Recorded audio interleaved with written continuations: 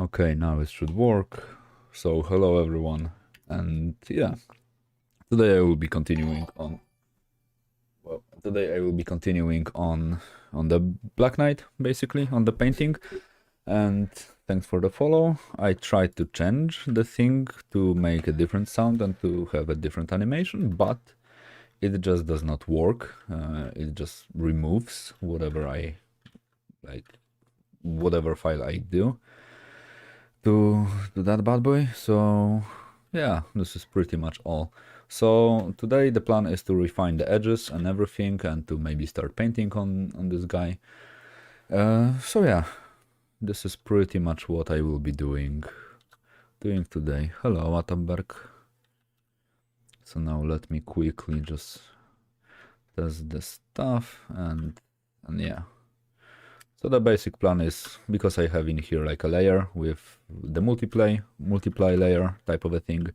So now I kind of want to just go through like every single part and to like refine some of the details. So some things will be golden a bit more, some edges will read a bit nicer, some won't read a bit nicer.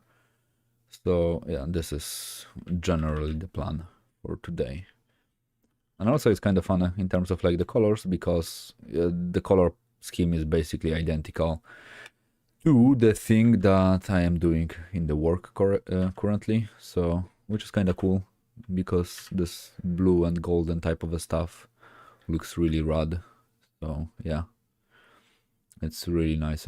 I got to like practice this even more right now for the rendering, because soon most likely I will need relatively solid rendering with like black and golden stuff. So it's a nice testing ground to do so. So yeah. And also for this one, I don't necessarily want to like be extremely perfect with it. I kind of want it to still be a bit rough in some places. So I kind of imagine this guy like being entirely gold and having some sort of a paint on top of it. So like this paint can like wear off and like show the golden thing underneath. And it does not even need to be like extremely precise, because even though this is like a really powerful monster, it is kind of still mass produced. So, and I highly doubt the fact that the demons really care about applying the paint really evenly throughout the entire armor, which kind of makes sense that it won't be like perfect in every aspect, in every detail, which might sound kinda lazy, but also is like a justified decision to make a design slightly cooler, at least in my opinion. So I want this middle part to be blue-ish, and yeah, and on the horns, I mean, it also can get like some blues. It's like the combo of the blue and gold is just nice. And again, if anyone is new in here, I'm basically redesigning all the monsters from Diablo 1. Like as some sort of a challenge, or just to practice like drawing and painting on stuff that I really enjoy and that I like. And if anyone has any questions, so if you want to get like a paint over on your piece, or you would like me to see your artworks or whatever, because of some reasons you would value my input on something that you sent, then feel free to like drop a link in the Twitch, most likely, because I don't think YouTube allows links again. So yeah, but you can try anyway. So the long story short, it's relatively simple. And it's really cool that now I can like start doing this type of a thing, because I really look forward to rendering this fella. I think it will be one of the more interesting things that I have painted in a really long time. Mostly because it's a lot of metal and it just looks kind of cool. I was also thinking about removing this cloth entirely. I kind of like it, but it just does not fit to me as a thing this guy would wear. I kind of feel like having this all like metal armor without any type of a cloth will be better, but I will see on it later. I'm not entirely sure if I should remove it or shouldn't. So yeah, fingers.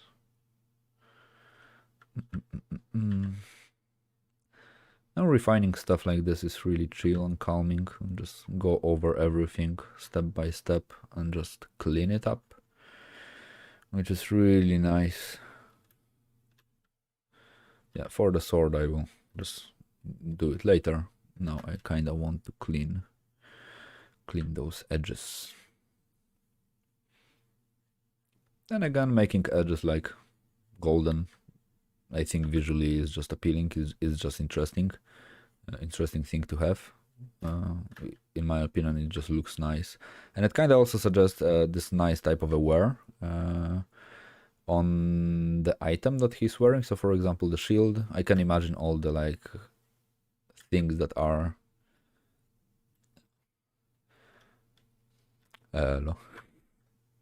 rank castle XD. Yeah, and I think just all these edges and everything will simply like wear the paint a bit faster, because most likely he will like scrape the walls with it, or basically do whatever with it. They will just weather a bit faster, I think. So yeah. Also, I was kind of thinking about adding some like cool patterns, so like custom type of wobbles and everything, but most likely I will leave it for the end, for the overpainting, because at this stage I'm not entirely sure what type of a details or what type of a design I would like to have him have on with those wiggles and everything. So yeah. So let me also, yeah, basically what I can also do is to duplicate the thing, so I have like a backup,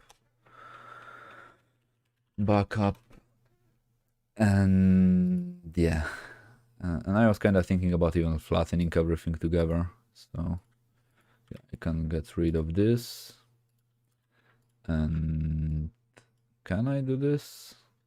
Kinda can, because all the like layers in here are most likely I won't change them anyway, so I will only like continue working on the edges. So for example, the thigh needs a bit more polishing. All the small elements in here, and after this, yeah, I can just continue. Because one of the things that I really like is like those thin lines. I don't think those edges should be like really thick. Maybe in some place like in here or in here, they can be slightly thicker, but usually they should be relatively thin. So only like a small portion of the edge will shine.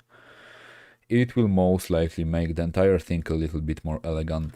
So, and yeah, and I kind of can imagine this knight being on the more, let's say, visually elegant side. So like if you are, I don't know, a Lord of the Darkness or whatever, I can imagine these are the knights that will like accompany you, and you would like them to look like nice for your fellow demon lords. Because even though they are monsters, this thing still can be fashionable. So yeah. Yeah, and also now, if anyone is wondering, I basically am painting with the blue color, and removing the blue color to show the golden underpainting for it, because like the base is just golden, so it should make the entire thing a bit nicer. And also some scratches like here and there on a surface with the gold won't hurt that much. So yeah, and accidentally I just changed the language of my type to Hindi. So I need to remember about it later when I will be doing some typing something, that I changed it.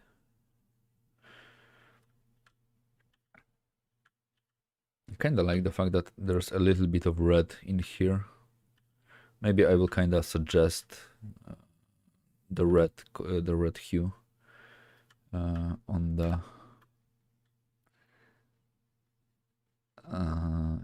in those schools and everything. Black Knight in the stream. I don't think so. This actually will be like the longest part of the stream, because I mean, I might unravel what will be the next monster. So today, I don't think this is like a problem. So, but I definitely won't finish this one today. It's a bit too complex. Hello, Michał. Fu, Mikołaj. I can't read properly today.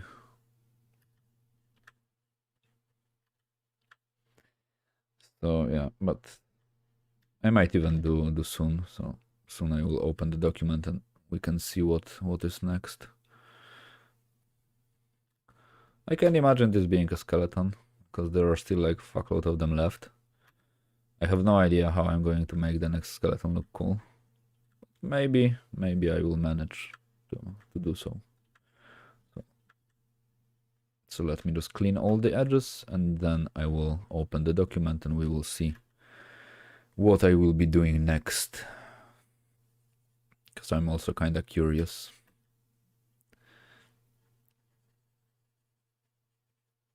The original rule was to not peek before I finish, so I won't get tempted to like finish this one as fast as possible to start a new one, but still this is like one of the coolest monsters, so there's no way I'm going to be tempted to like dash through it to finish it as soon as possible, because it just is one of the coolest monsters in the history of games.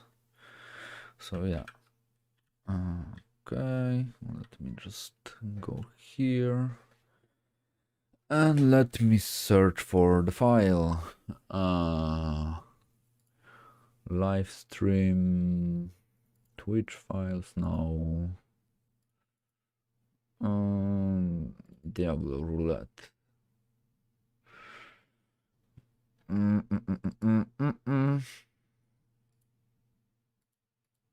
Okay, this is the number 3 Black Knight, so let's see what is under number 3. Cause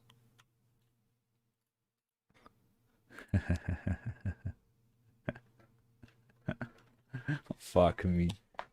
Skeleton Archer.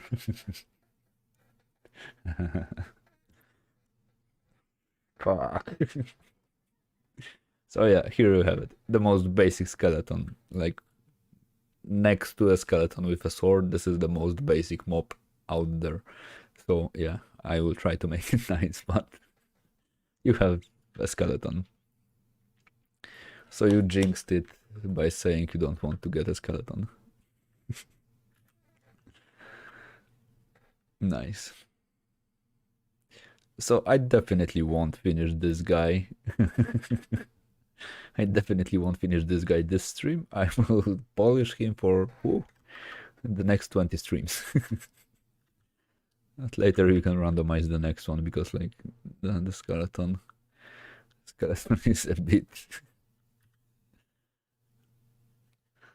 bit unlucky thing to be randomized. But as I said, it's hard to avoid those skeletons. They are everywhere. So yeah. Okay, I will remove this reflected light in here, because later I will just paint it in. It will be easier this way, I think. But yeah, kind of fun of all the monsters that you could have randomized. You got a skeleton. I was thinking that you will get the overlord, the fat demon type of a thing. I was kind of hoping for it to appear. Let me show you which one, because I think I randomized one of those already. No, I did not. But yeah, the overlords are kind of cool. This is like also one of the monsters that I kind of look forward to be in here, because it is just cool.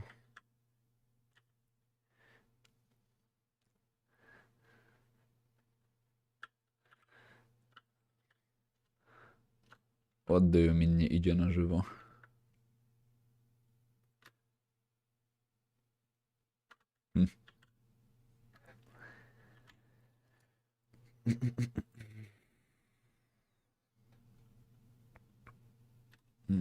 Okay. Okay, this guy is basically... Whoops.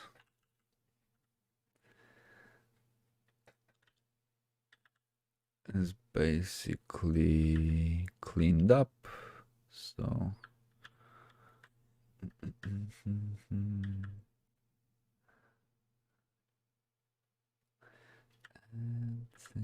Light. Whoops. Okay, it looks kinda okay-ish.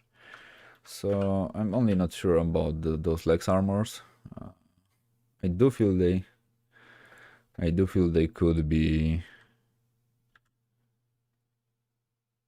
a bit more golden. I'm missing some like thick edges on them, so I feel like I will add those thicker line in here, so it will kind of like connect a bit more together.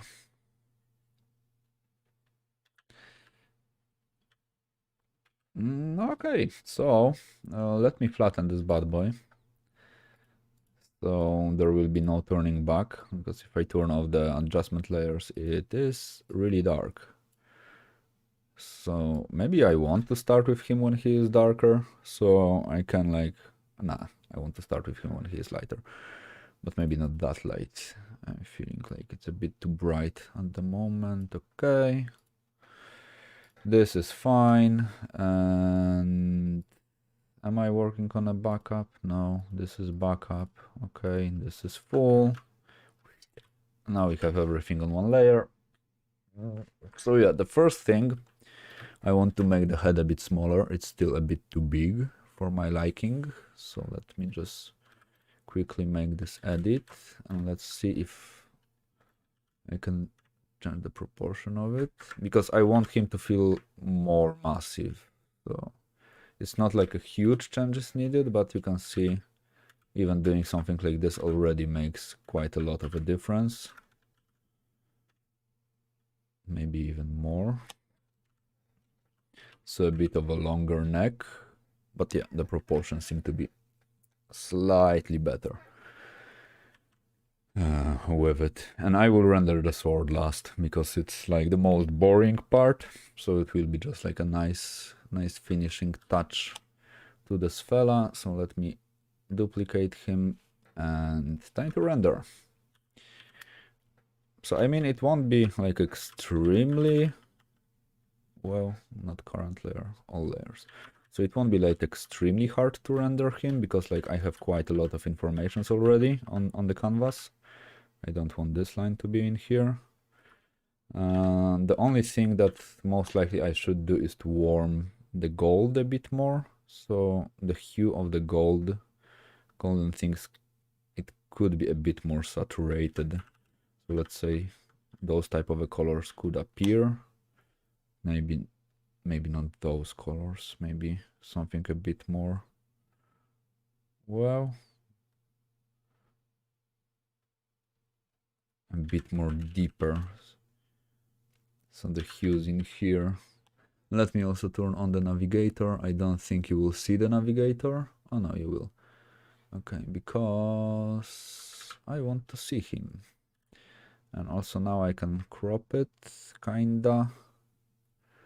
So the navigator will just be a bit nicer. I mean, the proportion of the navigator will be nicer, so yeah, cropping will take a while.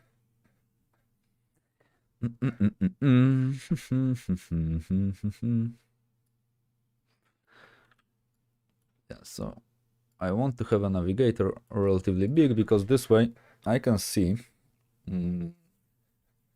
whoa, I can see how the changes that I am doing are affecting the entire image. So usually working with a navigator is a good idea, and working without it might be a bit deceiving.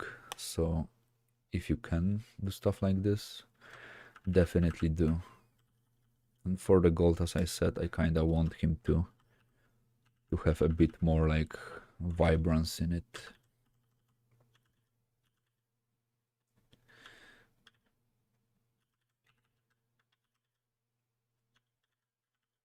And yeah, the golden hues are really tricky to paint actually, because a lot of the color of the gold depends on the environment. So for example, if the environment would be a little bit colder, so let's say bluish, basically a mix of a blue and gold will give you like this like odd green type of a hue. So then the gold can get a bit greener and stuff like this. So it's good to keep this in mind, that the color will also mix. And also, if anyone is wondering, I am working now with like a basic round brush, because I feel it actually is one of the best brushes in terms of like adding fine details, because then I don't really rely on the texture that much. I can do quite a lot of things. I can paint quite a lot of different textures with like a round brush, and it's really easy to control in terms of adding all the highlights. Is this like plural,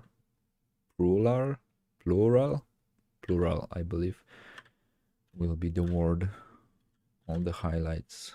I don't think you can say highlights, it does not make any sense. But yeah, it is just nice for rendering metal, I do believe. And it has the nice quality to it. For the eyes, I need to get rid of the red, because I will add it last, because I want a bit more VFX type of a thing to happen on the eyes, which basically means I do need to like paint over it, and then while closer to finish, then I will like try to readjust it. But yeah, so basically now I am also increasing the contrasts and just basically polishing, nothing too fancy. So yeah, and in some areas I can like add a really high, like really bright highlights. For example, like in here or in here, because these are like the areas that directly reflect the light. So you can see like the light source being almost reflected. I mean, not even almost, being reflected. So yeah, and even stuff like this, like for example, the reflected light on a golden horn will be slightly more golden, because you will basically like combine gold color with a bit more golden hue, because like the light reflected from gold is also golden. So if you add golden light to a gold, it will increase in saturation. So yeah. So actually, the further away the horn will go, the less saturated it should be. So the closer it is to like this area, you can easily increase the saturation. So for example, this area will be like really saturated.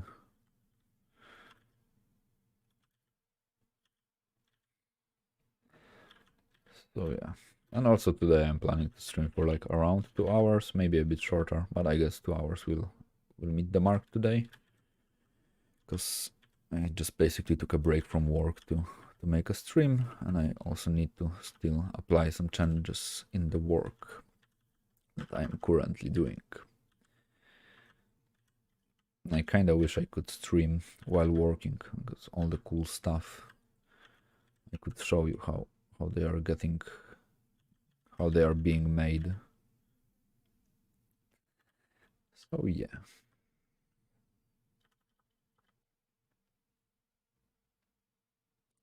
Also, you can see when I'm adding this more saturated hues, it instantly like looks a bit more interesting. Like the color just is slightly warmer, like more kind of welcoming for the viewer, I feel. It just looks like it's painted with a thicker paint, which is like one of the qualities in the paintings that I really enjoy, that I really like.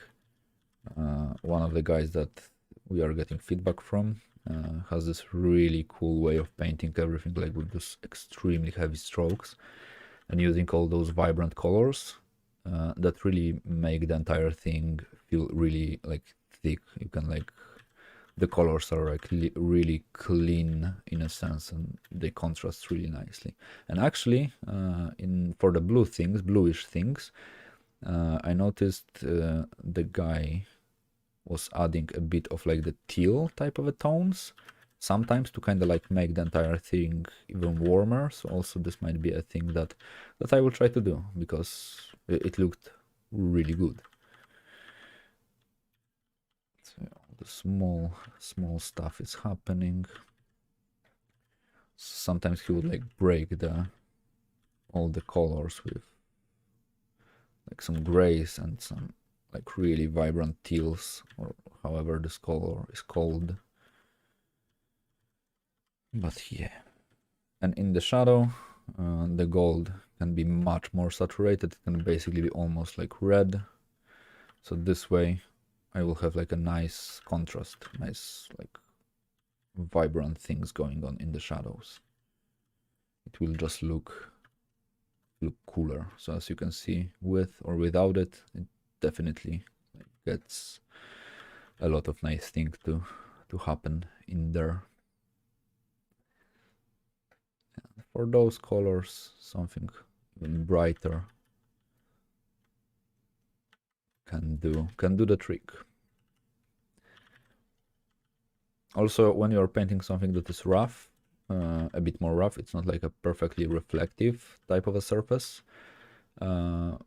Circle is okay because you can do like those type of things that kind of suggest the surface to be a little bit like beaten up. So in the end, it will look better.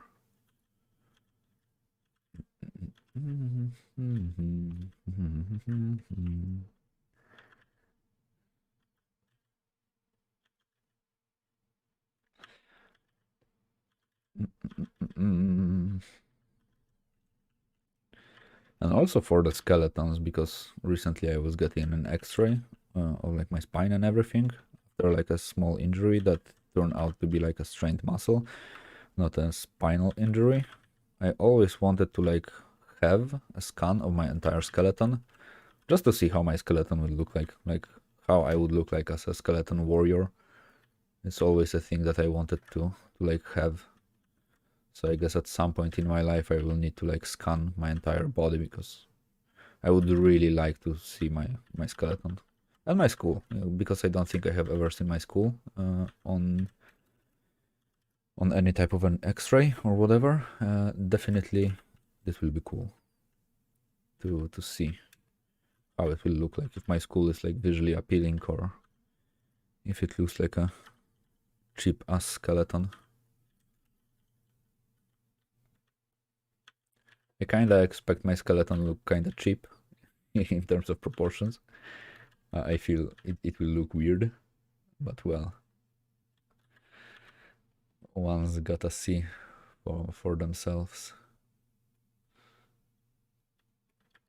And also, if you want to get like a really nice, vibrant colors in the shadows, like generally in the painting, use really saturated things in the shadows, because the shadows tend to be like much more saturated than every other area that is in the light. And also one of the cool details the guy from my work was doing for the surfaces like this, he was taking the like this golden hue, and on the edges he would do like this type of a wash on the edges, so it's kind of like the edge is kind of washed. So definitely, yeah, cool. Yeah, I mean, I always wanted to learn archery, so as in the memes, I will become like a proper cool like archer skeleton instead of like being the shitty infantry one. So yeah, it's definitely like one of the reasons why I want to learn archery, at least to like the most basic level, so I will be able to like, for example, shoot at something and like not miss it completely. So maybe in the afterlife I will be like cooler in terms of like being a skeleton. And if I could choose, I always wanted to be like, usually when I play any type of a role-playing game, I usually play as a rogue or a thief or as a necromancer. So it will be actually nice. After death you could like choose a character class. And if I could choose a necromancer, it would be nice. Then I will know like every single skeleton, what it can do and how to like do the skeletons. I will have the instant perk for rising skeletons.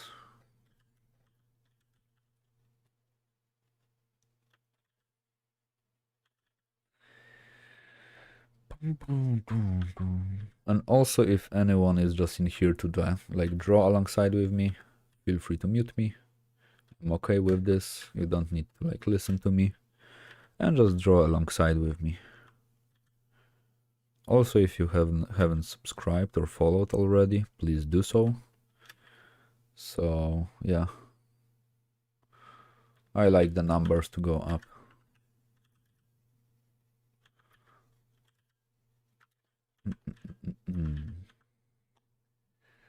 And a cool tip, like easy tip, this is a shadow, it's desaturated, increase the saturation, boom, this is a nicer shadow.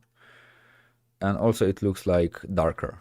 So like gray things do not look dark. Usually the saturated colors add a lot of darkness to the surface. They can greatly improve on the readability of the thing that you are doing. So for all like the deep shadows and everything, let's always go with a bit of a darker and more saturated type of a tone. And it's almost like a guarantee it will look okay.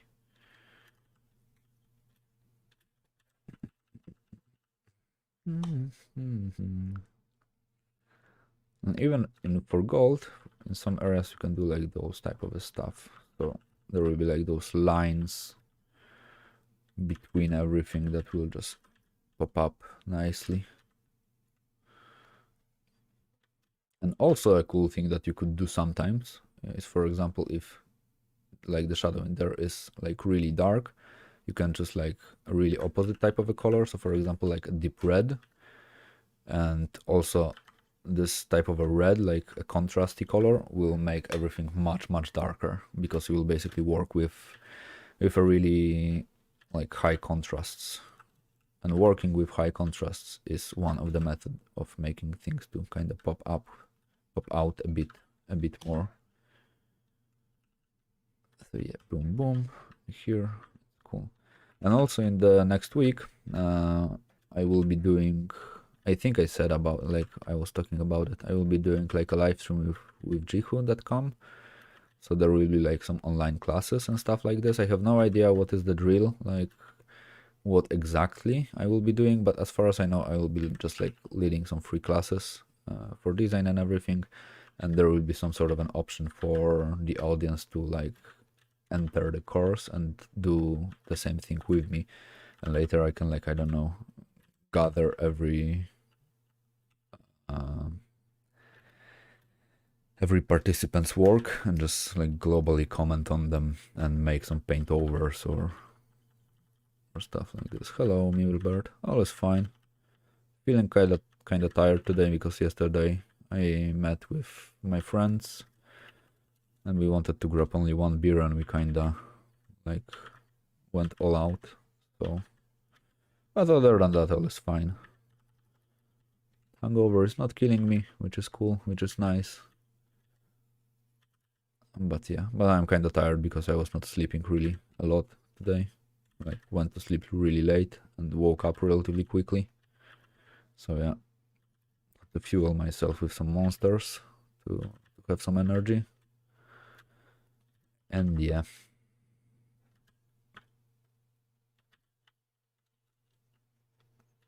And also, if you are wondering why, if you are painting something in the highlight, why it's like usually desaturated, is because if something is like, for example, blue, and you just shine a white light on it, white light naturally will make things like more desaturated, because you are basically applying a white layer on top of the thing that you are painting.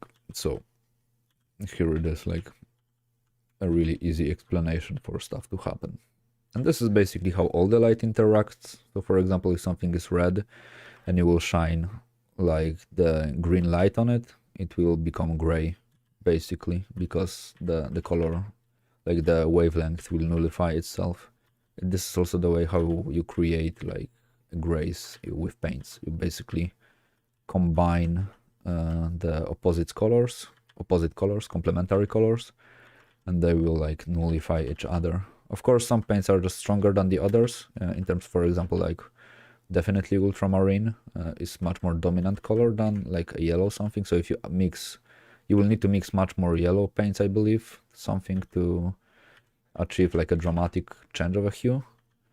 If you add a bit of an ultramarine, for example, to anything, it will drastically change the color really quickly, because just the dye is really strong.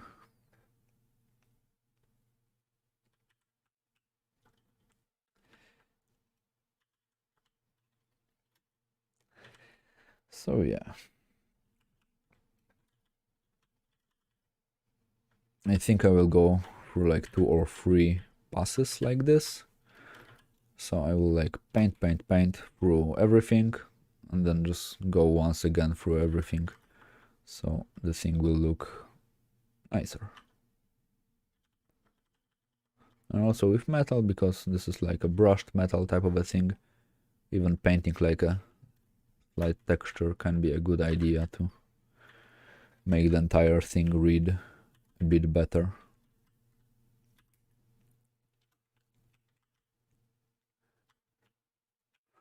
And I can also like always grab a dodge tool and just go over the lights, so they will look a bit more natural. Because as I said many times, dodge tool is really cool thing to know how to use, because it can like greatly speed up the process that you are, like the things that you are doing. The process will be just faster, and the results can be nicer. I do believe Templier Painter, I have no idea what is his like real name, but on a YouTube, a really cool channel.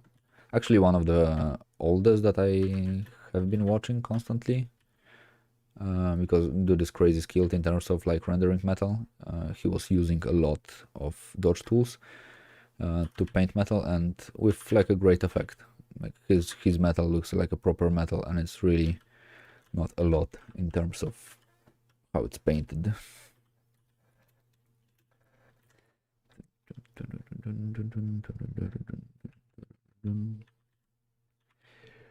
Yep. So it's like this. And sometimes if you really nail down the first phase of the coloring and everything, so like the light and everything will like read relatively nicely within the not polished version, there's a huge chance painting will just go much the whole painting will just go much faster, because like the base is like nice, it just needs slight refinement. And how long does it take for you to finish clients work? That really depends, because now I'm working in a studio in a share creators group, so basically daily I have to make like an update. So basically like 1 day on everything currently. At the moment I did not, I mean that depends also, because I need to make an update like every single day. But some of the things I have finished in like a week, and the other project that I was working on within the share creators, I have been working for like 2 months or something like this. So it really depends.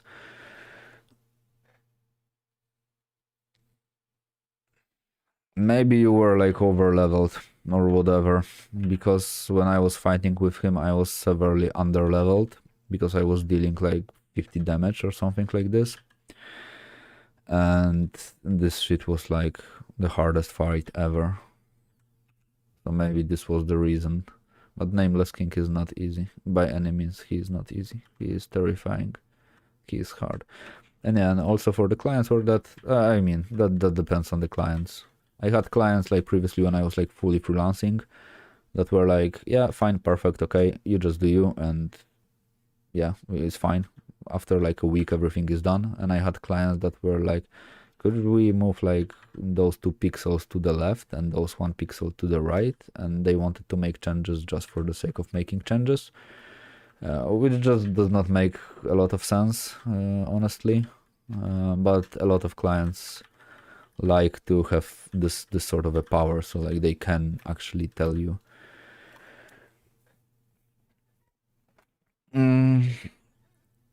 That depends. I mean, the working day per se is 8 hours, but usually the way I work, because in the perfect world, I will be like waking up in the morning.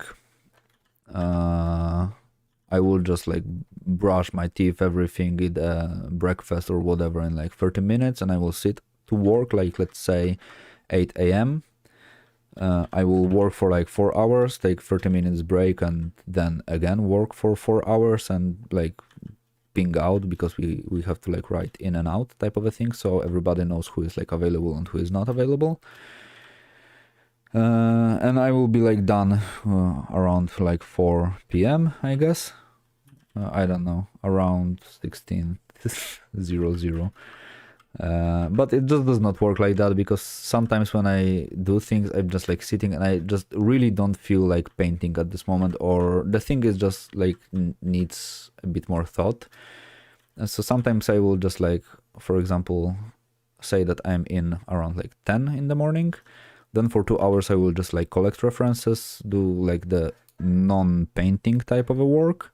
Then I will paint for like 3 hours, then I will take an hour break, then I will paint for like 5 hours, take a 2 hours break, and stuff like this. I usually work for around 10 hours per day.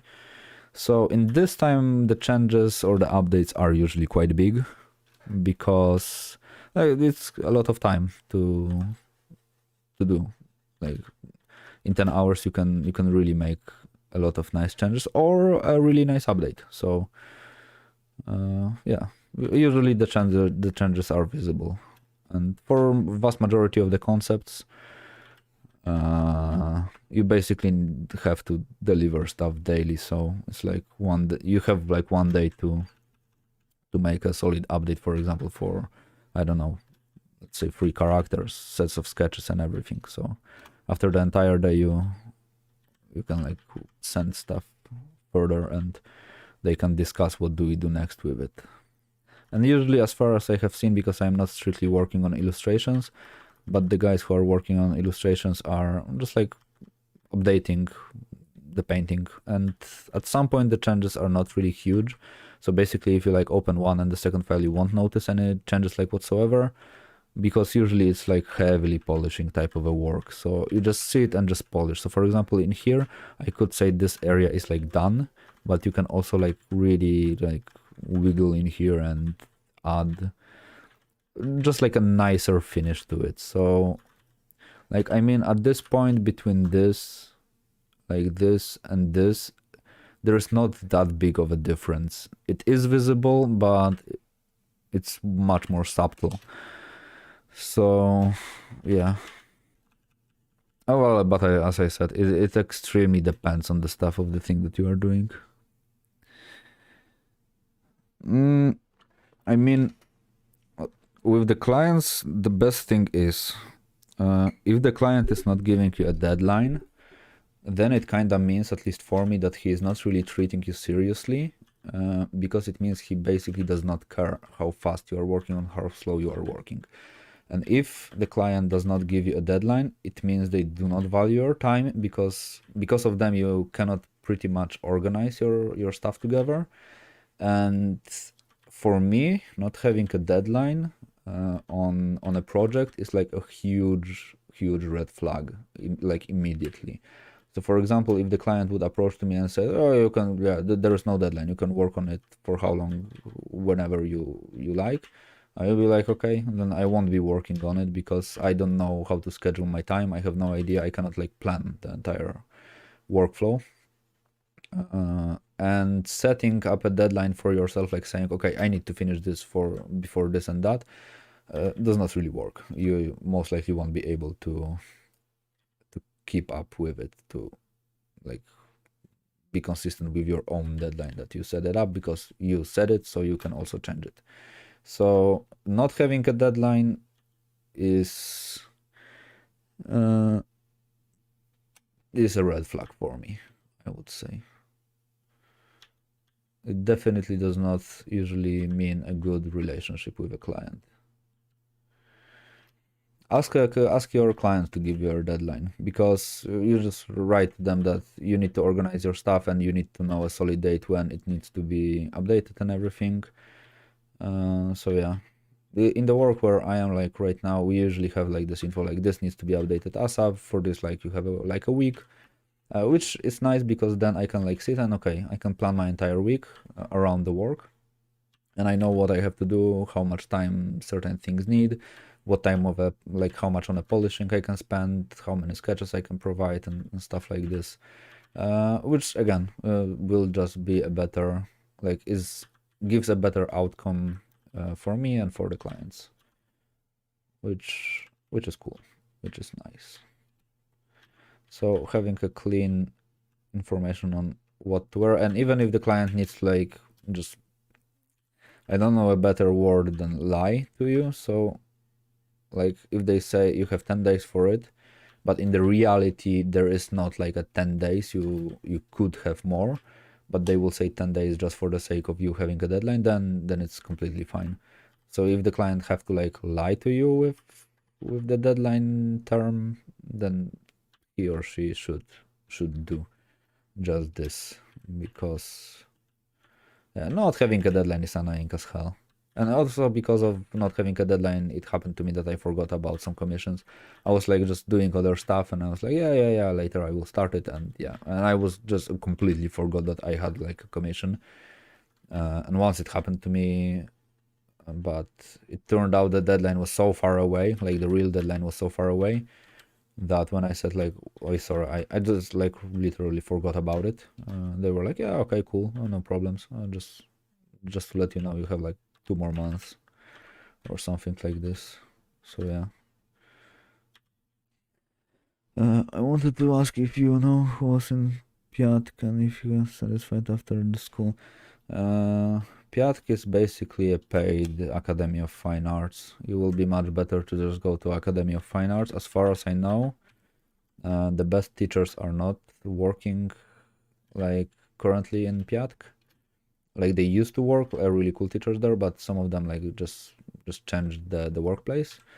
I mean, you will learn a lot. Definitely, this is not like a bad school, but as far as I know, and as far as some of friends of mine, like we compared what we were doing and the approaches and everything, this is basically a paid Academy of Fine Arts. Then that's the difference. And you will have some like, I don't know, Japanese language lessons or stuff like this, because it's like Polish Japan school. So this is like the only thing that I know about it.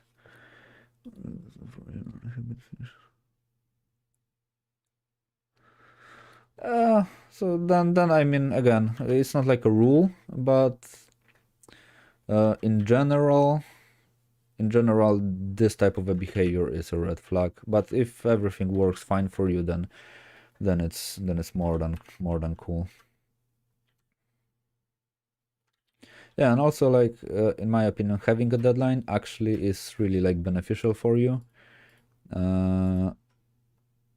because you will know yourself better in terms of like how much you can deliver on like what terms, and how much time do you need for certain stuff. So for example, for me, sketches and just general ideas, like I can, and collecting for example references and stuff like this, I can like pop them within hours. Like it's not a problem for me.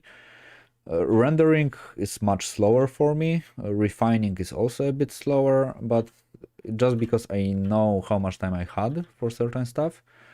After doing like several projects, I was like, okay, this stage will take me most, because I know if I have like 10 days, I will manage to do this, and that. So for your sake, it's better to have a deadline. And you can always say, I mean, if you are in a good terms with your client, you can always say like, hey, I really need some deadlines because I need to organize my stuff better, and most likely without any problems whatsoever, they will tell you what you have to do. And this way you can even like take more commissions, because if you know that you have like for example 2 months to finish something that most likely will take you like 3 days or whatever, then you know you basically can pick up much more work and you can do a lot of more stuff. You will be more organized and the outcome finally will be better, because yeah, the thing also with the lack of the deadlines is you will not really know how much you can take, and there is a high probability of you taking too much at the same time, because all of a sudden the client will tell you like, we need this like right now because of reasons. Sometimes it just happens, and then you're fucked, because then you have too much work and the deadlines were not specified, but now there were, but now it's too late because you took the job already. So yeah, it will be just easier for you.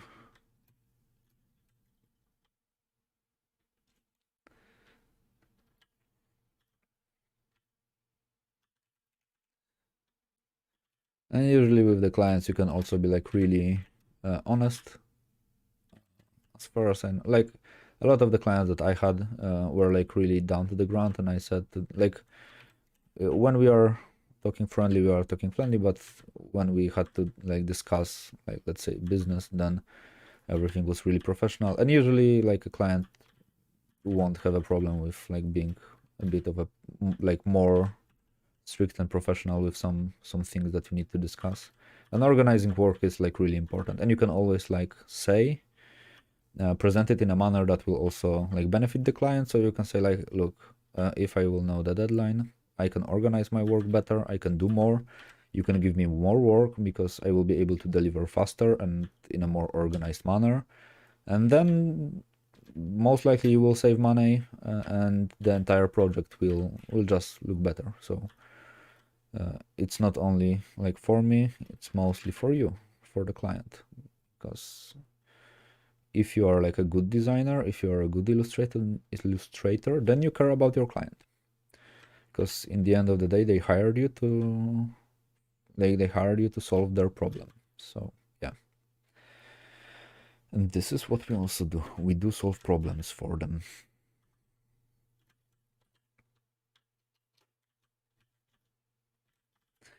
And if we can solve problems efficiently, then we are fine. We are golden. One of the things that I also want to include in this painting are those type of a thing. So like those thin highlights on metal, they usually look really nice, and they usually make the painted surface look much more like, it makes it pop out a bit more. So you will have those like thin highlights type of things. I think it looks neat. It's also one of the things that was requested specifically for several projects I was working on currently. So as far as I know, this is what the pro painters do. So I'm going to emulate it, so one day I will like gather a better rank of being like a more pro, because I'm doing pro things, the things that the pros suggest you to do. So yeah. And it also looks more like it's actually reflecting light, so it's like bonus on top of a bonus. Yeah, like without the constraints, you can't really do nothing or anything. I don't remember what was the proper way to say it. Like if you are a designer and someone will tell you, design me something, and you will be like, okay, but what? And they will tell you like, I don't know, design me something. There are like no constraints. On one hand, you can do everything, and on the second hand, you cannot do like anything because you don't know what you need to do. So you will like blindly search for something, and most likely it will be just guessing. So like having constraints in my opinion, is the best thing that you could have if you are being a designer. Because for example, in here, if someone would tell me like, I need to like design me a black knight, I'll be like, the fuck is a black knight? Because you can like understand it like in several different ways. For example, like the Batman is basically called the Black Knight, so this is like a Black Knight, and this is also a Black Knight. But when I know, like, okay, I'm making like a redesign of a monsters from like Diablo 1 world, and I want it to like fit to the certain stylistics and to the certain shape language with a certain colors and certain proportions, because this and that, then I have constraints, and those constraints allow me to make like a better painting faster, because I know what I am aiming for. And if you know what you are aiming for, then you are golden, and yeah, and everything is much more pleasurable. The same things, for example, apply to like a logo design. If a client tells you design me a logo, then you are like, okay, but what do you want? Like what type of a logo, where it needs to be. But and then you cannot do like a logo, you will be just blindly guessing. But if a client tells you like, okay, we need a logo, we will apply it with this and this method on t-shirts, it needs to be like readable because our target group is like 70 years old type of a guys, or grandmas and grandpas and everything, then you like have better understanding on what you can do, what you cannot do. Because for example, if you are going to design a, let's say, logo or UI for the elder people, then for example you need to use just bigger fonts, the readability needs to be cleaner, you sometimes need to use like old type of icons and everything, like outdated stuff, because they are like familiar with them, and it's just easier for them to like remember them. And there is a higher chance you will avoid like doing something that simply does not you will avoid something that is not working. I wanted to say a different expression, but I forgot how to say it. You can avoid just making a bad product. So yeah. And also what is really cool thing, because it like recently I was thinking about painting and everything, and this is like one of also the things that I noticed, for example, in Spellforce 3, which is one of my favorite games actually, in terms of like an art style and campaign and everything, is even the small details, small stuff, like adding a glossary with like 3D renders of monsters where you can like rotate a monster. And okay, for example, for typical viewer, for typical gamer, it's like a cool gimmick, and yeah, it's just nice to have something like this. But what a lot of designers and a lot of artists really often forget about it is like also kids are playing those games. And for example, if I like, let me search for the image, so I will glossary, so I can tell you a bit better about the stuff. Because for example, if I am a kid and I am playing some sort of a game, and I really like this game, and it will have something like this in it. So you have like a window with the monster that you can also rotate. Like imagine how cool it is for like the kid to have something like this, because then you can do like a fan art, you can draw this, you can like basically develop as an artist while actually like playing games, because this like gives you the tools, like this is interesting for you, which a lot of folks forget, that like the stuff that you are doing, the stuff that you are painting for the games and that you design for the games might have like a real impact on a lot of kids, for example. And having like small details like this, because I don't imagine,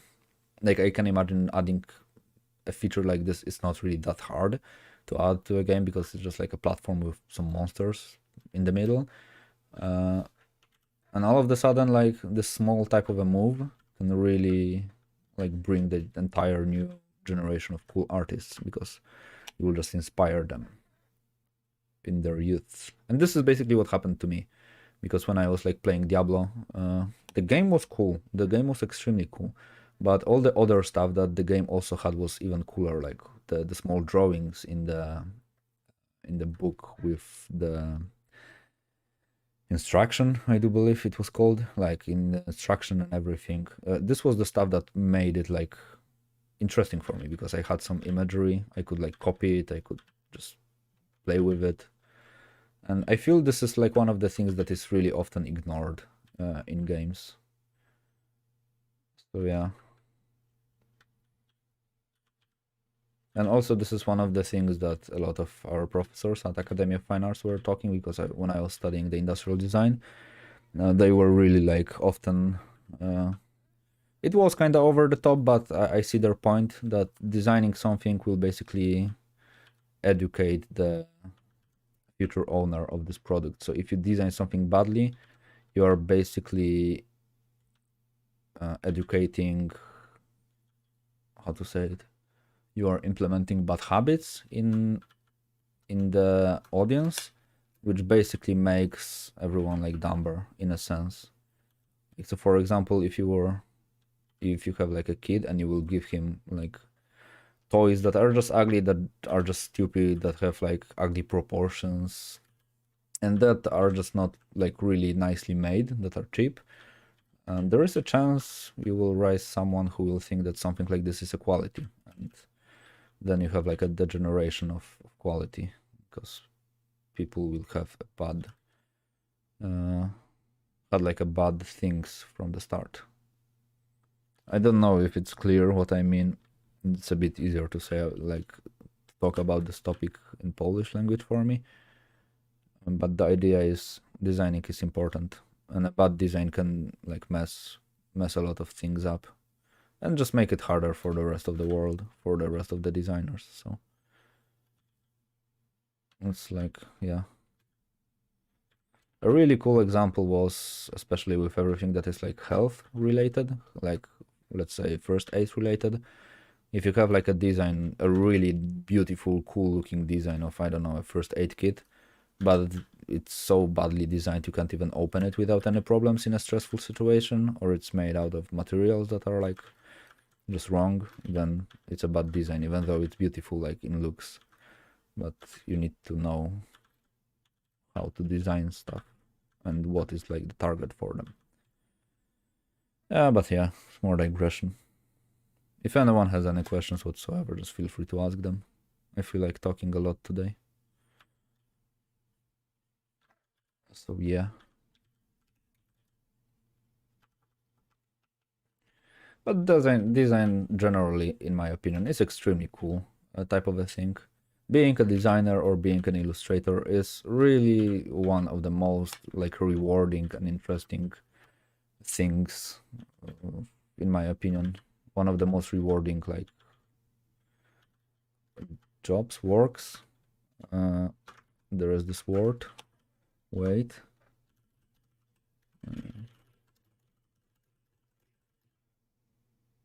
Not activities. What was the word? One of the most rewarding professions. Yeah, basically, profession is a good word for it. Because, like, in the end, you are making cool images, and people always liked looking at cool images. So yeah, being an artist is definitely rewarding. And I don't think there are many, like that many of other type of professions where you can see that like when the development is that visible.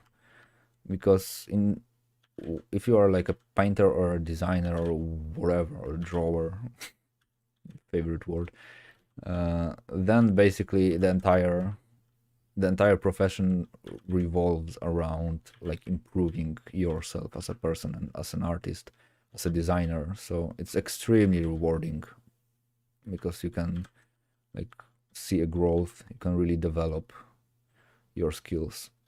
And it never gets boring, because you basically will never make two identical paintings.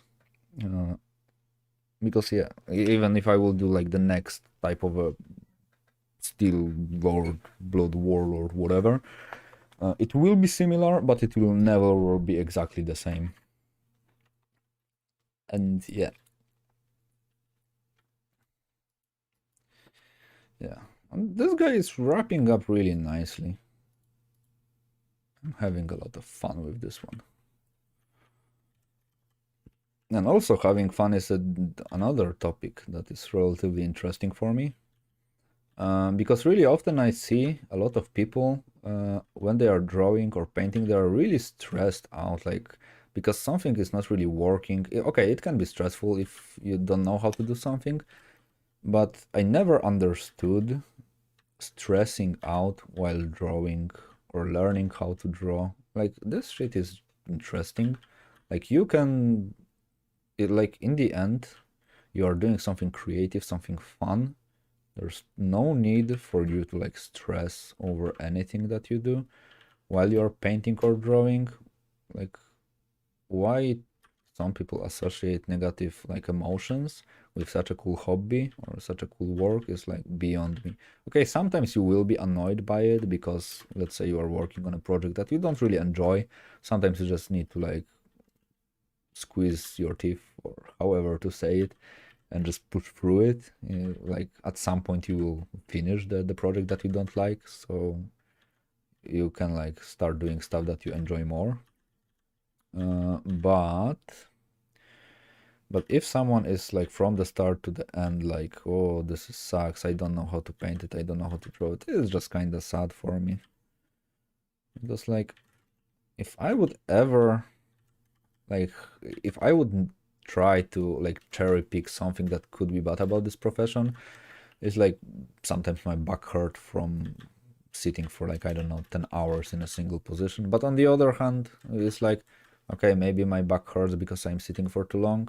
Not for sitting for too long, but maybe my back hurts because I'm like not working out properly.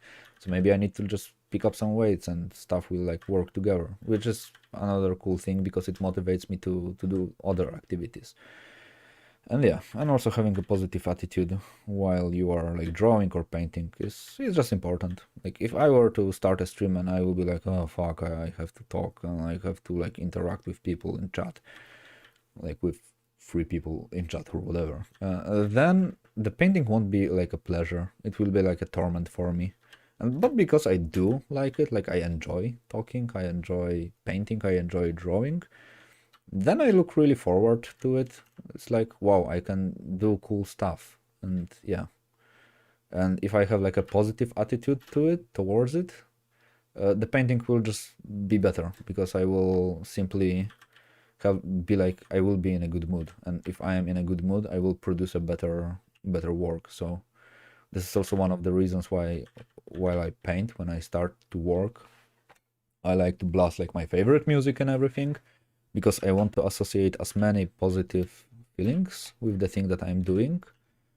And in the end, it will be just, yeah, it will be better.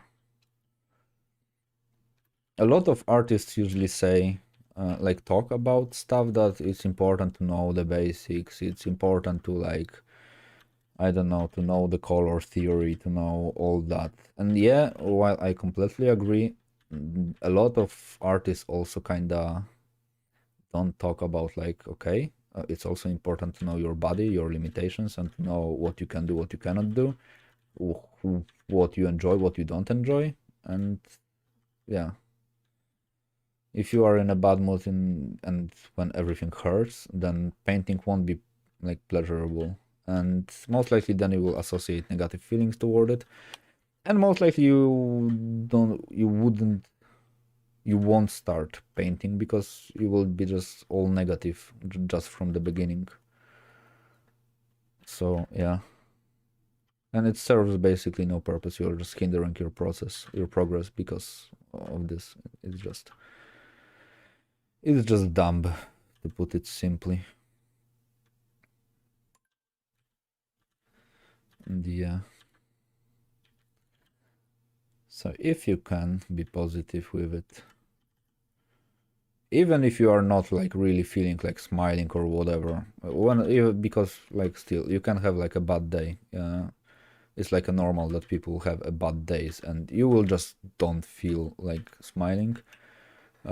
I strongly believe even if you like, let's say, smile, like push through and smile, like you will force a smile, or you will force yourself to do some sort of a job that you don't really like, then it will like be easier. For example, for me, I never really liked drawing, for example, cars. I was always like, I can't draw cars, cars are hard or whatever. I was like always like, oh, cars again, I hate cars. And yeah, it was one of the reasons why I really was not enjoying cars. But at some point I was like, okay, fuck this. I'm going to enjoy the shit out of this car. I'm going to draw it like it's my favorite topic. Or the trees, because this is exactly what I had with the trees. I really hated to like drawing trees and painting trees and stuff like this. This was like a torment for me. If I had to draw a tree or paint a tree, I was like dying inside. But at some point I was like, I don't want to have this feeling about trees. I like trees. Like in a real life, I do enjoy trees. They are fun, interesting, and everything. So I was like, okay, I'm really hyped about drawing this tree. I'm really hyped about painting this tree or whatever. And I was just hyping myself up. And at some point I was like, okay, trees are my favorite topic because I kind of convinced myself that they are. So, and the same things happens with painting.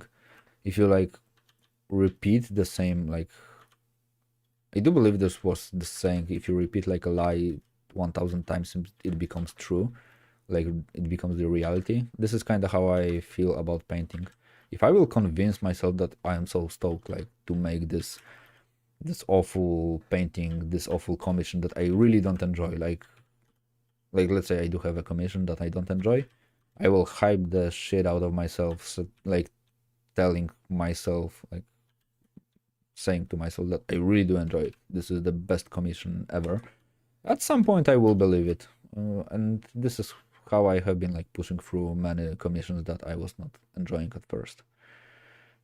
Because yeah, as I said, if I will start working on something with the attitude of like, oh, I don't want to do it, this sucks, then it will be a torment. If I will start with the attitude like, yeah, come on, this is cool, the coolest shit ever, then give me everything. I will paint everything. And actually having a good attitude towards painting is a topic that a lot of artists do not talk about. Because in the end, like the drawing and the painting is not the hard part. The hard part is like keeping the mind like healthy with it. So you'll have like a healthy relationship with the stuff that you are doing. And by any means, I'm not a psychologist, but I had read some books about it, and it's basically this is what they say. Be positive and everything will be better. So yeah.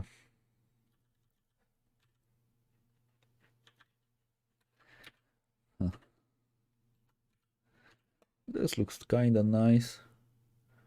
I do feel there are some errors in here in terms of like the light and surface. I'm kinda not sure how bright do I want to go with all the parts and everything, so yeah, this highlight needs to be like in here. How bright do I want to go with those?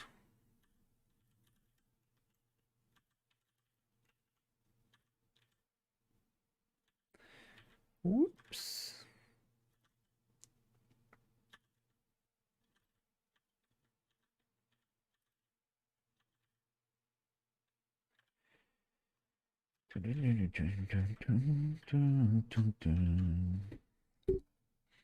Yeah, it looks cool. I don't really like this area. It feels a little bit too blue for my liking.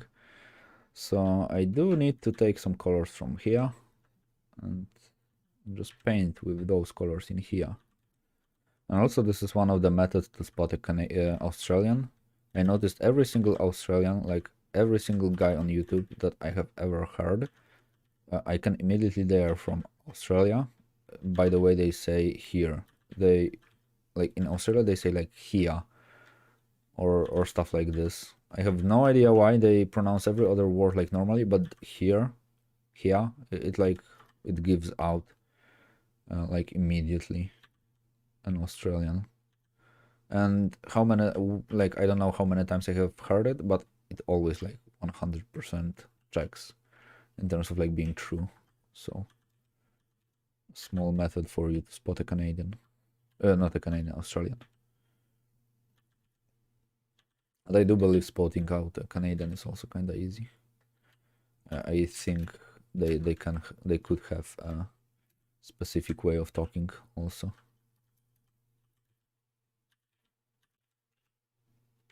I think when I kind of like will be finishing this guy, like the surface, I will go through like one layer of this like pinkish hue or this like purplish hue on top of like everything, so there will be this oxidization happening in a bit more vibrant manner.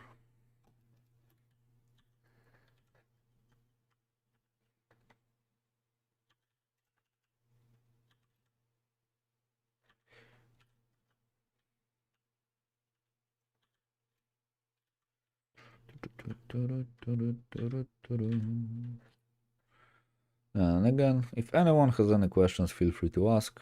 If anyone wants me to like look at their artwork or paint over it, feel free to send the link to it. I am more than happy to do so.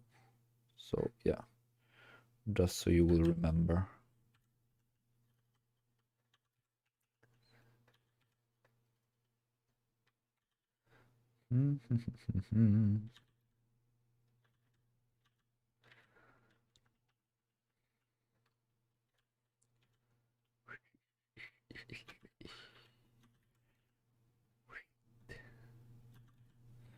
Metal.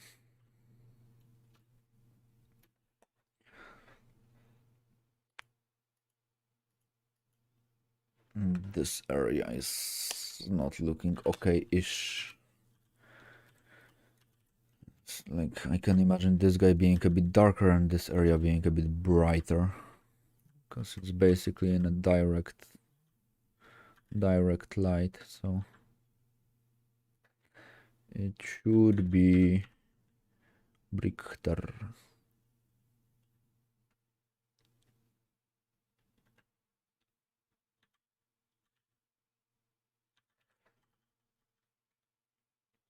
And this is kind of like facing downwards or sideways from the like light source, so yeah. Oh, I just noticed Rodrigo in here. Yeah, it's hello. Yeah, it's basically I took a break from work for like 2 hours to like paint in here. So yeah. And this is what happens when you like what you are doing. You take a break from painting to paint something. Throw move in here. And I guess I will like stream for 40 more minutes and yeah.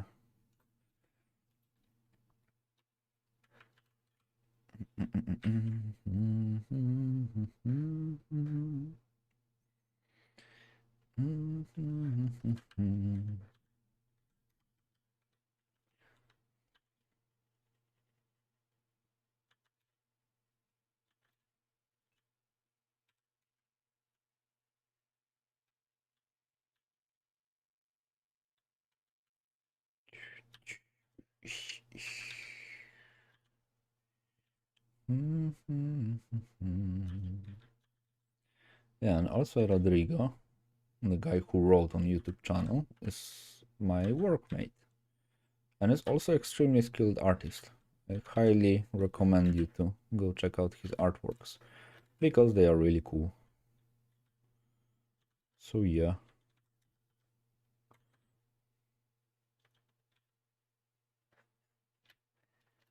I'm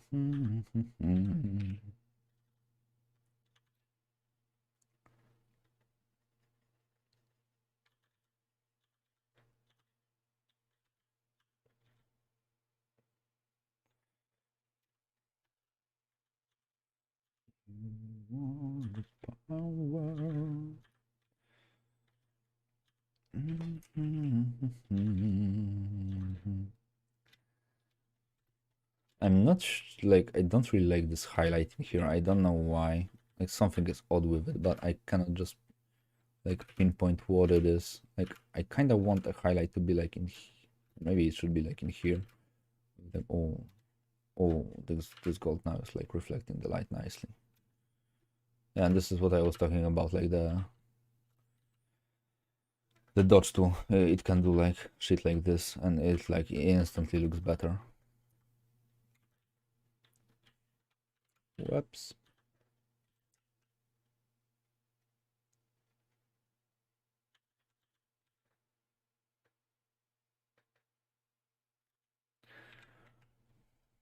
And also one of the things that I feel would be cool, I know like it's not a common thing, but it will be so cool if more companies would allow, for example, to share what is happening inside a project. So for example, I don't know, you take, let's say there will be like a new StarCraft game or whatever, or something like this. And if they would like basically develop the entire game and showing the entire process and progress and everything like to the audience, I feel it will be really cool. I never like really understood all these like heavy NDAs and everything. I mean, I do understand what they are for, but I never understood why some companies are like really trying to hide everything that they do. Like imagine, for example, they will make a new Dark Souls game, like Dark Souls 4, let's say. And if they would decide to like design everything like openly, so there will be like live streams from designers designing stuff for Dark Souls, like holy fuck, how cool this would be.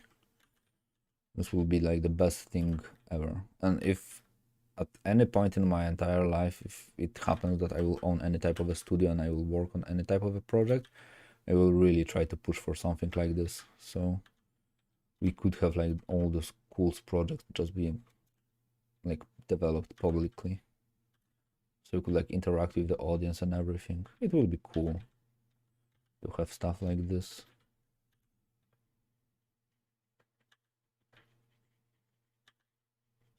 And of course, I can imagine there will be a lot of hate coming up from like different people, because like this is like human nature. We hate on stuff, and yeah, this is pretty much what we do all the time. But even if you would like, okay, you know what you have to do. You can't really take anything from the audience in terms of like a feedback, so they can't like dictate your artwork or whatever. They can drop suggestions and everything, but you don't really need to like listen to them. But just for the sake of showing stuff, I think it would be a cool thing to have to do. Or to even design the entire game with like the audience like together. This will be really cool. Then you will make the ultimate like for the players type of a game. This will be neat. Also, this is kind of the thing that I wanted to do with my IP, with the thing that I am planning to develop at some point further, the pilgrimage. So that I will like share all the process from the beginning, how I design stuff, how I approach designing stuff and everything. So it will be like a community project in a sense. Like everybody could see how I work on shit like this. And this is basically also what I was planning to do after finishing the monsters. Maybe the bosses. I don't even know if I want to finish the bosses at the moment. Because I can imagine how long it will take me to paint like a proper Diablo. Or whatever. Or a proper, I don't know, butcher. So yeah. I kind of feel like after this I will like start designing my own stuff. For my own project.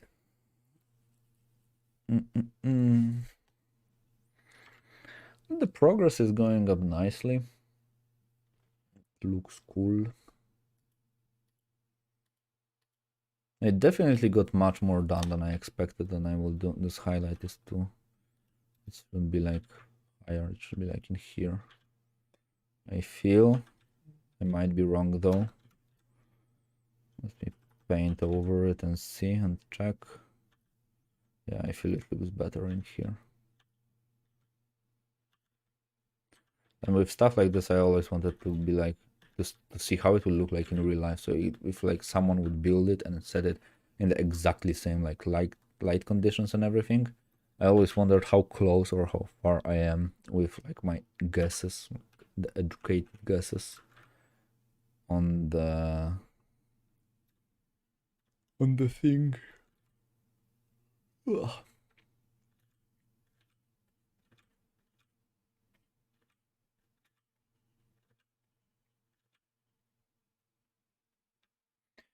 Yep. It's nice. I like it. I'm not only sure about those shapes in here. They seem to be kinda like uneven.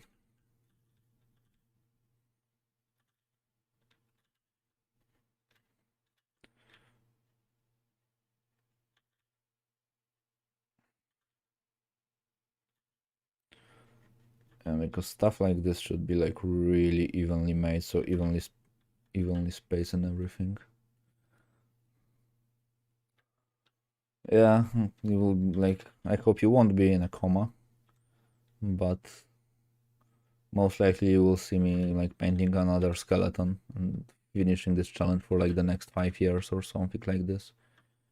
And again, I have not a single clue what my brain was thinking about. Like, you will finish this by June. Like, yeah, right. But thanks for kind words. But I hope you won't ever be in a coma.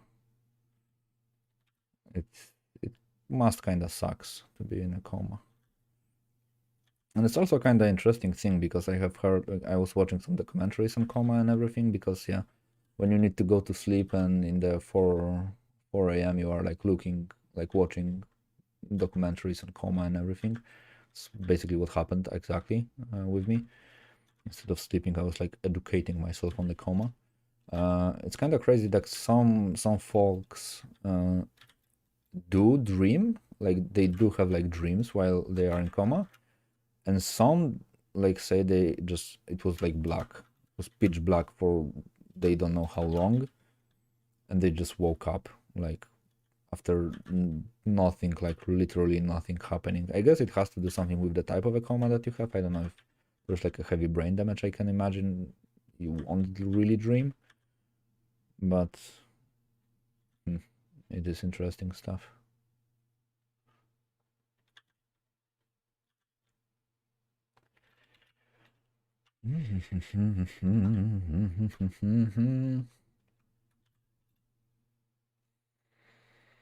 Hmm. Do I want to do the shield or the legs? Hmm. Hmm. Do I want to go like in sides or just side? Hmm. I think.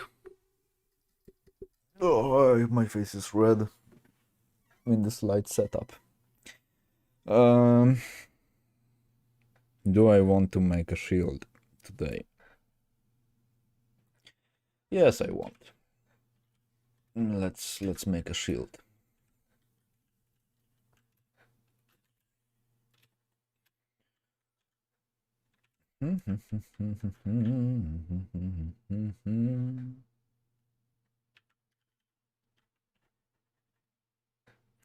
So again, some more saturated colors. Thanks. Yeah, I do believe this is like my best painting. Honestly, I don't remember like the giant in tomb that I have painted was like my painting that I felt like, whoa, this is it. Like I really do enjoy this guy. But I always kind of avoided painting like too complex of a shapes and everything. I was kind of scared, I believe, because like of like not handling it properly, like that I will fail. But now I feel like I don't care if I fail or not. I'm still having fun. So like yeah, and a failure is just like a part of learning how to draw and how to paint. Like learn how to fail and you will be much better artist much quicker. So yeah, I think I gathered a lot of like self the word wait uh,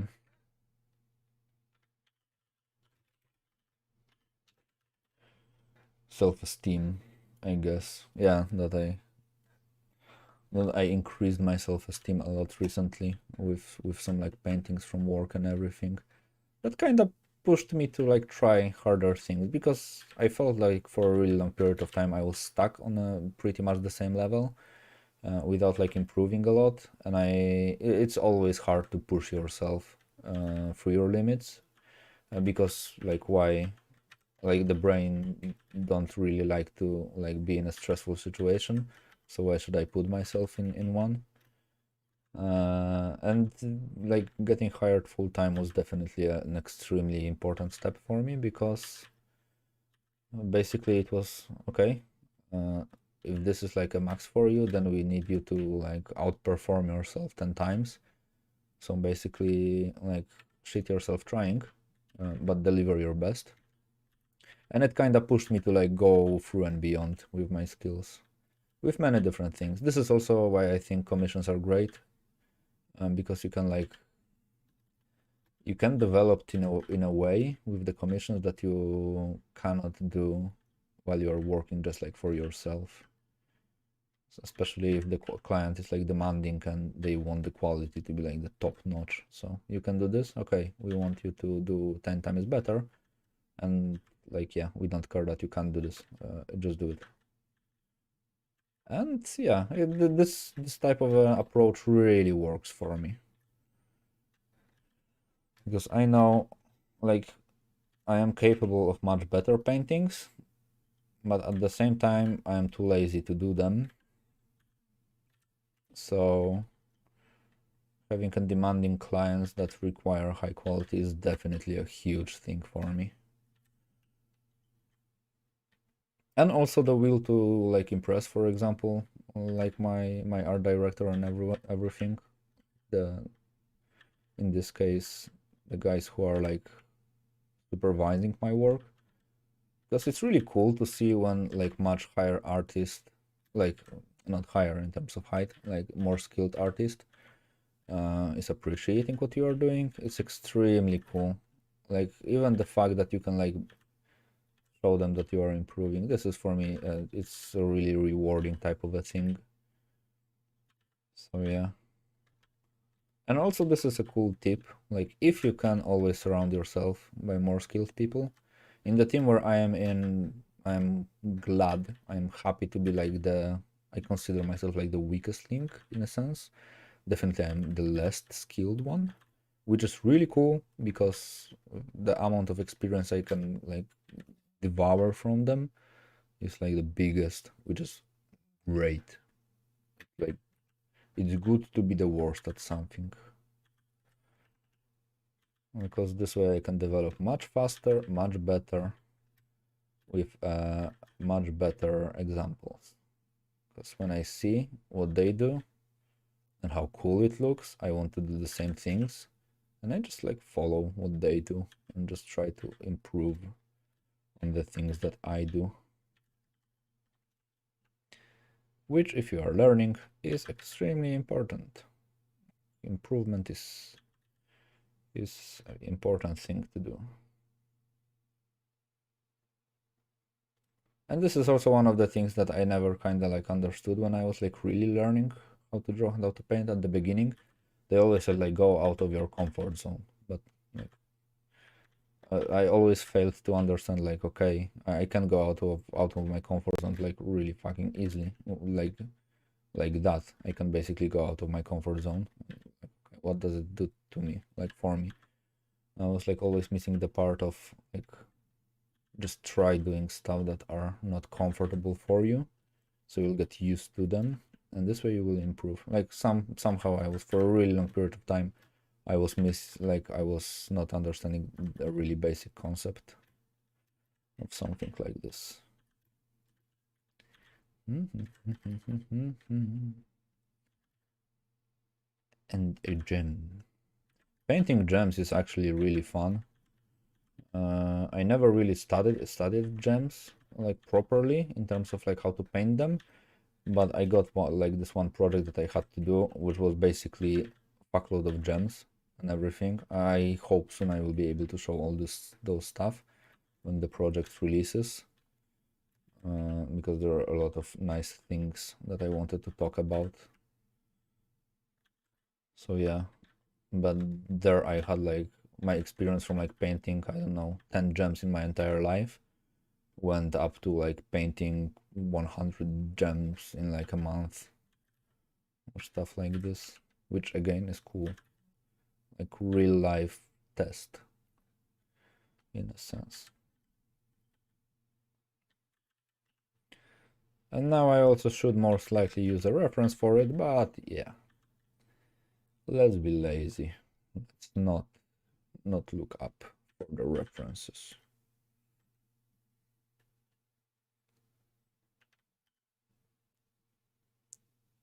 I also kind of like the idea of this like stone being imbued to like the forehead of the shield, because this is like the Black Knight. This is like the servant of Diablo, and the most iconic thing about Diablo is the fact that he has like this soul stone like imbued into his forehead, which I feel is a really nice like visual cue for whom this guy is working for. I can imagine demons to pay like a tribute to like their Dark Lord with stuff like this, or to like, I don't know, the Hell designer to think like Diablo will love it. Like he will see our new dark forces and he will see that they have like the stone they are like proud of serving under the Diablo command. Yeah, and he will be like, yeah, Diablo, this for you, bro. I feel Diablo would appreciate it.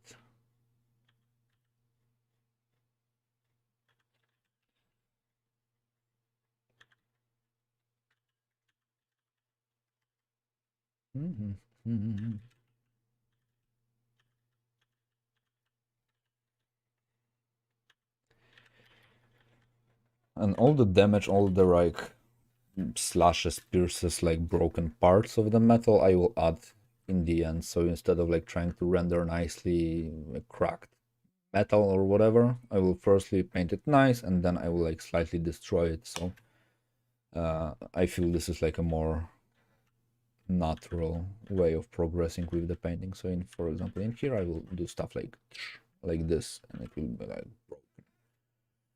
And actually I kind of like this to have something like this. Do I like it? Oh yeah, I do.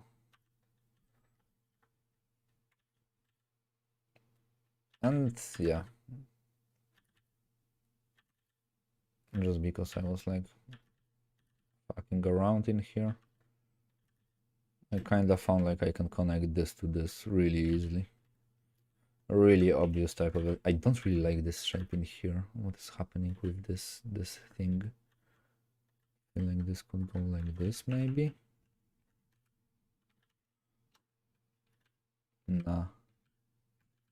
Kinda don't like I like this flow, but I don't like the fact that this flow is like getting disrupted. Like in here. Maybe it should actually go like this. Let me check. Sometimes you will just get like a really nice flow somewhere and you won't continue with it.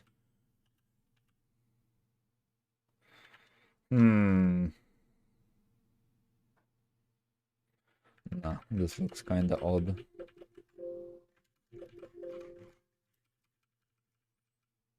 Okay, I will leave it for later. I have no idea what to do with it right now. Yeah, the shield. Let's continue with the shield.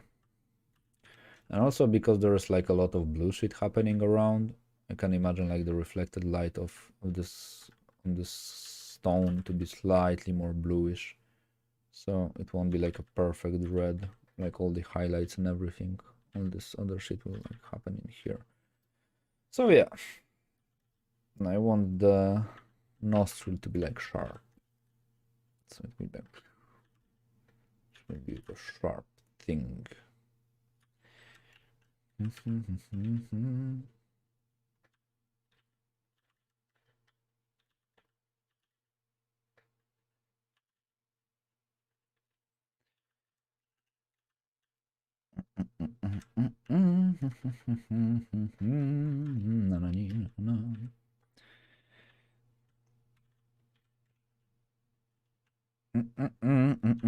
I will need to make a backup save for this fella because I would hate it. I mean, even if it would crash on me, like the file would die, I do believe I would still be able to like recover pretty much everything from the stream. I would just like do a fuckload of screenshots.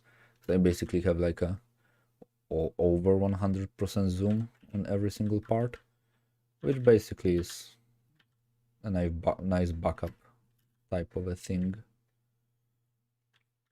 And also recently I have been like experimenting with like my hard drive, because I felt like a failure of a hard drive is like one story, but I felt like I mean, I have not felt it. I seen that I have like 14 gigabytes left on my drive, and I was like, I need to buy new hard drive, because I'm like running out of space, and every single day I'm basically adding like 1 gigabyte of files from work. And then it kind of occurred to me like, wait, I do have quite a lot of games installed on my PC. Let's remove some of the old games. And I went to like to Epic, and I removed GTA 5, and it immediately gave me like 150 gigabytes of free space. You consider all the saves and everything, all the screenshots and whatever. And I was like, okay, let's remove more games. I removed more games. I mean, like 4 more games, and all of a sudden I have like 400 gigabytes more space on my hard drive. And I was like, yeah. And then I looked on my like order, and basically today a new hard drive like came to the mailbox. So soon I will have like way too much of a space on my PC, so I can like create a backup of a backup with a backup, which is also nice, because the most terrifying thing that could happen is to like lose every single file that you have because of a hard drive failure. And I do feel my hard drive will fail soon, because it's like, I don't know, I just have this feeling it will do. It will make me a parkour and be like, yo, look, parkour, and it will die.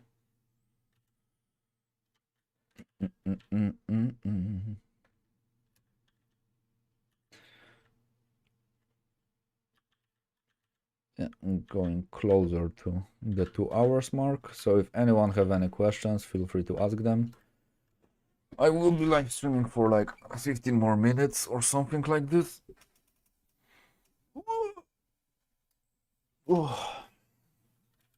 So yeah, now it is a time to ask questions, if you have any. If you don't, also fine. I will continue talking to myself.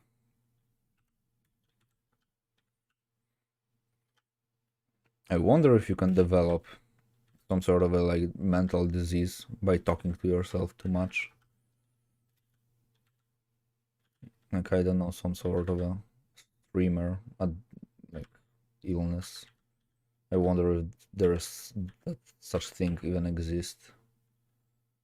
So I can imagine like talking to yourself all the time cannot be healthy, like, or shouldn't be healthy.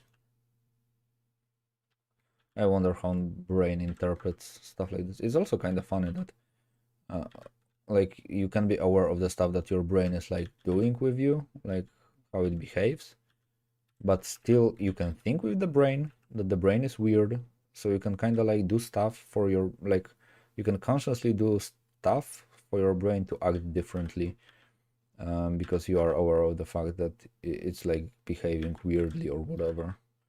Like, kind of funny that you have like this, kind of in a sense like two brains inside of you that are not working like properly together, like in each other interests sometimes. This is kind of fun. And also a really nice thing that I always liked is the fact that the brain named itself. This is like cool, extremely cool fact.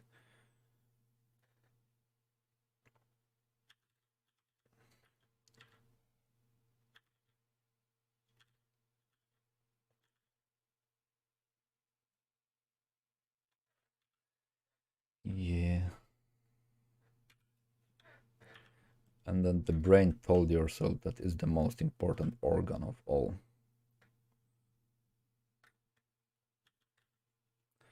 It's kind of funny when you consider it this way.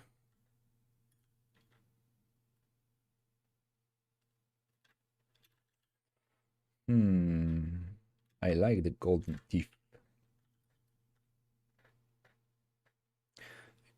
Also, I always wondered, like, okay, demons from games are demons from games. Fine, I get it. But if the demons were real, like in the real life, how close are we to depict them properly? God of War 4 Thor. I really like it. I do feel this is a really, like, let me just place it in here so everybody will know what I'm talking about. Mm, mm, mm, mm, mm, mm.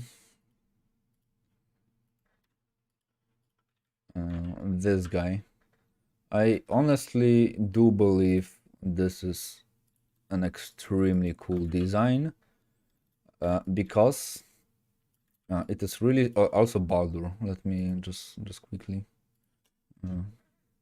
Baldur go and also the Baldur. Yeah, of course. Copy and paste. Yeah, those two guys. This is Baldur. So the first thing what I really like is the design of Thor looks really believable. Like if I were to ever like see a Thor in real life and someone would tell me this is how Thor looks like, I would totally believe it. Because he is supposed to be like extremely fucking strong, and this is basically like a body of a like strongman. Strongman looks like this basically, so it's like a rough power. I really like the fact that he's not chiseled and he's like not beautiful, because like yeah, it's not like he should be beautiful. He can be like on the, let's say, ugly side, but still depict the god really nicely. I feel overall this is a really good design, and I like the fact that they really expose his gut. So like you can see the armor does not really matter for him that much, because like he is a god.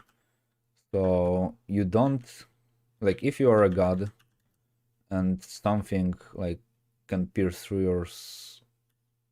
your skin, then most likely the armor won't really help that much. So I like the armor does not really play a huge role in here, especially with like a Baldur. He's just running naked basically. So it is a cool thing to have. And I feel it really showcase a lot of like his character and everything. Overall, I feel this is a great design. I really do enjoy it. And for the Baldur, this is the same thing. It's really also simple. Like this is some dude with like a beard and like some tattoos, but the design of those tattoos is so fucking cool. Like a special, like I completely see myself going to a studio and tattooing stuff like this on me. I just love how it looks. In my opinion, it's extremely cool type of stuff. I even kind of maybe wish he had a little bit more tattoos on his like belly or whatever. I feel this is like the only thing I can imagine that could make this design a bit better. Just to like slap something more, like just a cool tattoo on a belly. So yeah. Yeah, and also the thing is, as far as I know, because I'm not like a specialist in like Nordic mythology, I was just really briefly like getting familiar with it like longest time ago.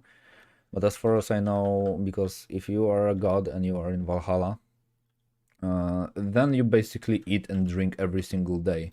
So there's like no way you are going to have like a chiseled 6-pack, 8-pack, or 12-pack or whatever pack on your stomach.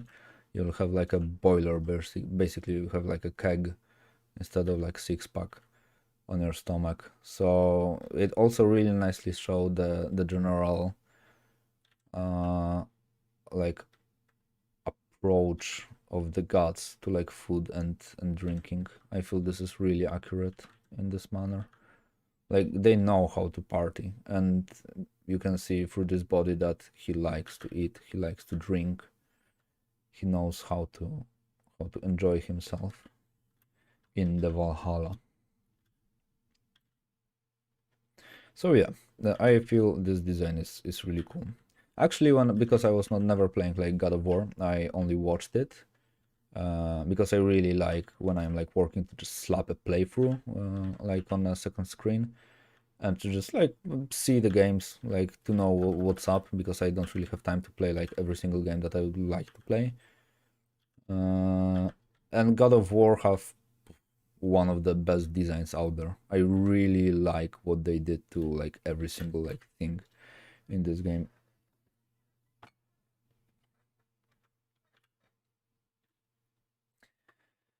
Yeah, but the thing is, for example, it's kind of like actually. Let's wait. It kind of reminds me of. Um,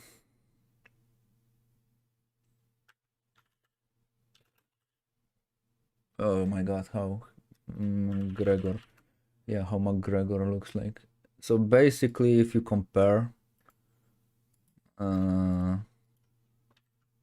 this is basically them. Like I would say, honestly, like Thor and this guy even looks like McGregor. I would not be surprised if they based like his physique off McGregor's physique. But the stuff is, he lifts more, and but in a fight, this guy would destroy this guy without any problems, most likely. But if he would just like lay on him, just like lay down and decide to like take a nap on him, I don't think there is a way for McGregor to like move him out of the body. Like even when for a brief, short period of time, when I was training MMA, and there was this guy Slavek, who was basically like huge. He was like huge, fuck. And I am at that time I was like around 80 to 85 kilograms for weight, and he was like easily 120, something along those lines. And when we were sparring together, the thing that, okay, maybe I was quicker and everything. Of course, we were not like going for the head and for the kill. It was just like a like spare. But the tactic he could do that I was like completely defenseless. If I mess something up and he manages to like just lay down on me, then I am fucked. There is no human way for me to like move 120 kilograms of a body that does not want to be moved, like to move it from myself. And then it's like just basically a GG for me. So yeah, I think this is like the only way Thor could win a fight with McGregor, just like crush him, honestly. Which is like, as in the memes, you cannot like call laying on someone a martial art. Like, hey, as long as it works. So yeah. But yeah, honestly, the design of a Baldur and everything is extremely good, and Thor. It's simple, it's to the point, it's easy to like, it's memorable. It is just a good design. Someone who's like designing those knows what they were doing.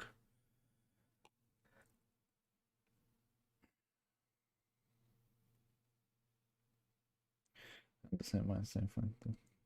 Not really, because I mean that also. I mean, again, this is kind of like who would win, like a gorilla or like a seal or a grizzly or whatever. Like that depends a lot. But if we were to like spare, like now Thor, because he was like learning how to box and everything for the match with Eddie Hall, that did not happen, unfortunately. Uh, but hopefully will happen in the future. And the thing is, if they would both know they will fight to death, honestly, I would bet on McGregor. I think, even because he is like much lighter, and he would basically do like, okay, it's a dirty tactic, just run around him and just basically exhaust the shit out of him. Like you would have to adjust the tactics, and I would say, let's say McGregor would have more possible tactics than Thor could have. You can just like outrun him, and yeah, GG, you are done. And even if like in close combat, it will be like, don't get hit and you will be fine. You will like exhaust him. Like with the pure strength, no way McGregor would win. He would just have to like exhaust him first, then we can talk about like fighting and everything. But yeah, I mean, that really is hard to say. Maybe one day they will fight. Like, I mean, Thor is he, he is doing box right now, so maybe at some point he will also do MMA or whatever. But for example, also when I was like looking, because I do like Thor and Eddie Hall, when I was watching like videos of, for example, Eddie training, and the way he was hitting, like the force that he used to hit with, it was absolutely terrifying. Like, if something like this would like hit me, I would be decapitated on a spot, because the power of those strikes were mental. Like, you could hear the hits, that they are powerful. But also a funny thing, in one episode, like in one of his vlogs, he was doing some sort of like test of like a punch power test or something like this, and I don't remember the exact numbers, but because like he is strong as fuck, and this is kind of obvious, he managed to hit something along lines of 150,000, 13,000 or something like this, basically this. He hit around this number, or maybe it was a 2, let's say it was a 2. A typical guy that was like striking this thing was like 25,000. Like, this was like a hit of a typical guy. This was like Eddie Hall hit, and the world record for it, for a guy that was much smaller than Eddie, like definitely much smaller, was like 155,000. This was like, and this was done by someone, let's say, of my posture, because like the technique and the power and everything was like on point. So if you would combine the technique and everything of this guy with like Eddie's strength, then you will basically have like a walking, I don't know, troll, because this is like the trolls have this kind of a power. I think will win Eddie versus Thor. I mean, I don't know. I just want to see them fight. It will be just an entertainment. I kind of think Eddie would win, because like he is a bit more, let's say, aggressive. He is a bit wilder type of a beast. But on the other hand, this also can make him lose, because he can like lose his temper too much. But if it will be like a situation in, like, let's say, to the death, so I don't know, they have to fight for the kill, then definitely Eddie will win, because he, like, the nickname Beast did not, it came from nowhere. Like, he is kind of crazy, I do believe. But recently, like, I mean, I kind of don't enjoy the things that he's like, that he really hates Thor and everything. I kind of feel like it's a little bit over the top. There's like no sportsmanship in it that much. But I mean, I just wish to see this fight. It's not like I have a type, but I feel Eddie will win. But as a friend of mine said, they can train, but when the fight happens, it will basically turn into like macing each other without any technique. It will be like who just blows who like deals the best like free-handed blow first. It will be like, the technique won't matter that much. It will be like a random, like, just who will knock someone else first, like macing. And that's pretty much, and it is also cool. It's also fine. I have seen a bit of the Devon Larratt versus Thor. It was like, it was not that impressive in terms of like looking at box and everything. But yeah. But I do believe they will like fight together, like maybe in the next year, like in the beginning of the next year. It will be cool to see, especially since it was so hyped that this will be like the fight of the century, and it kind of will be, because you like never got something like the two strongest men in the world to fight each other. It definitely is like, let's say, historic moment for like sports and everything. Yeah, okay. This is where I will end the stream. It's 2 hours mark. I need to get back to work, so I took a break to paint stuff like this. And if I compare the process, yeah, quite a lot of nice things happened. I enjoy how it looks like. I still think there are some places to be improved upon in terms of light and everything, but after I finish everything, then I will send it for like some critics and I will rework them. And yeah, thanks for watching, and I hope you enjoyed the stream and all the other stuff. Like and subscribe, share, whatever. And see you to the next time.